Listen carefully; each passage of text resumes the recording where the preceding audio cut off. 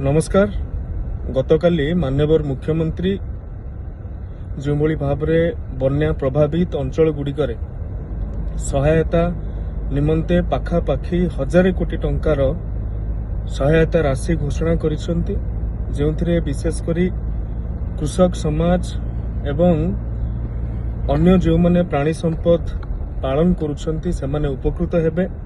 माननीय मुख्यमंत्री को यथेष्ट कृतज्ञता धन्यवाद। एवं ए परिप्रेक्षी रे जो भाव में जो चाष प्रभावित होईछि, चाषी माने प्रभावित होईछंती 33% रु अधिक क्षयक्षति होइथिबा जमी जोगुड़ाक अण जलसेचित सेथिरे हेक्टर पिछा 8500 टंका प्रदान करा जिवो क्षतिपूरण सहायता। सेहि भली भाव में जोगुड़िक जलसेचित जमी सेगुड़िक मध्य 17,000 टंका हेक्टर पिछा प्रदान करा जिवो। एवं जो 12मासी फसल अच्छी बा हॉर्टिकल्चर रिलेटेड फसल जोड़ाक रही सेथिरे मध्य 22,500 टंका प्रदान करा जिवो। एवं प्रथम थर पई माननीय मुख्यमंत्री घोषणा करिसंती जे क्रॉप लॉस फसल हानि हवा कारणरू मध्य आमे क्षतिपूरण प्रदान करूछु। ता सहित जो माने बारंबार 3 थर 4 थर 5 थर नदी रे बन्या जल आसिलानी सेथिपई जो भाव में बारंबार तली बा तला पकेइला परे भी सेमानंकर तला नष्ट होईछि, चाष रे गोटे बड़ क्षति होईछि।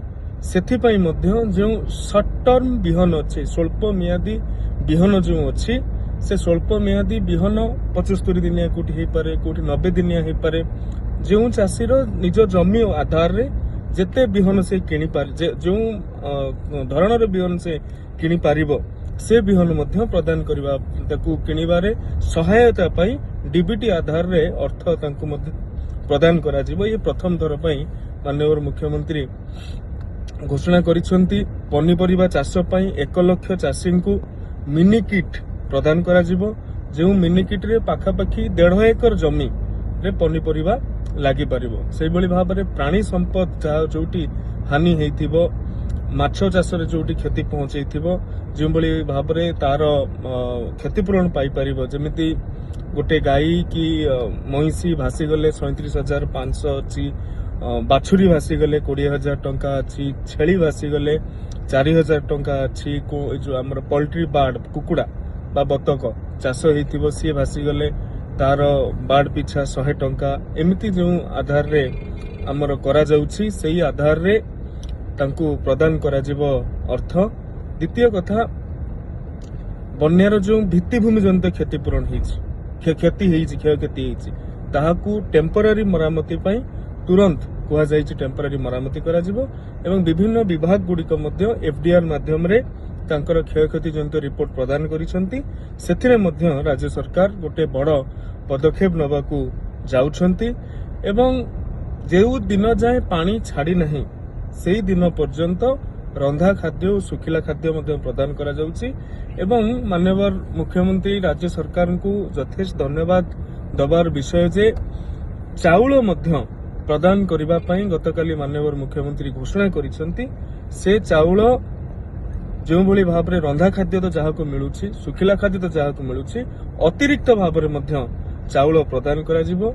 सेही भली भाव में जोड़ाक पार्शियल डैमेज हेइछि, फुल डैमेज हेइछि बा अन्य जो एसओपी विभाग तरफ रु आसीबो सेही आधार रे मध्य बासन कुसन भासी जाइथिबो, वस्त्र नष्ट होइथिबो सेथिपई मध्य 5,000 टंका डीबीटी आधार रे व्यक्ति अकाउंट को पळे जाई परिबो। तेणु ये गोटे चाष बा चाषीर जो पूर्ववर्ती अवस्था थिला से अवस्था फेरई आनिबा निमंते पूर्ववर्ती अवस्था फेरई आनिबा निमंते ये 1000 कोटी टंकार जो सहायता राशि माननीय मुख्यमंत्री घोषणा करिसंती निश्चित भाव में समस्त पाखरे पहुंचू।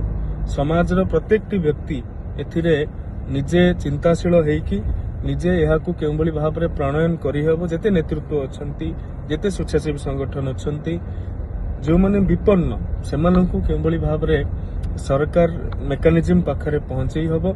सरकार मध्य प्रशासनिक अधिकारी मध्य एमाने चाहिबे जो मानक पाई ए कथा गुड़िक उद्दिष्ट से पाखरे पहुंचू एभलिया गोटे ସୁଦୂର ପ୍ରସାରୀ ଏବଂ ଦୂରଦୃଷ୍ଟି ସମ୍ପନ୍ନ ବ୍ୟବସ୍ଥା କେଉଁଭଳି ଭାବରେ ସାଧାରଣ ଲୋକ ପାଖରେ ପହଞ୍ଚି ପାରିବ ଇଏ ଆମ ସମସ୍ତଙ୍କର ପ୍ରଧାନ କର୍ତ୍ତବ୍ୟ। ନମସ୍କାର।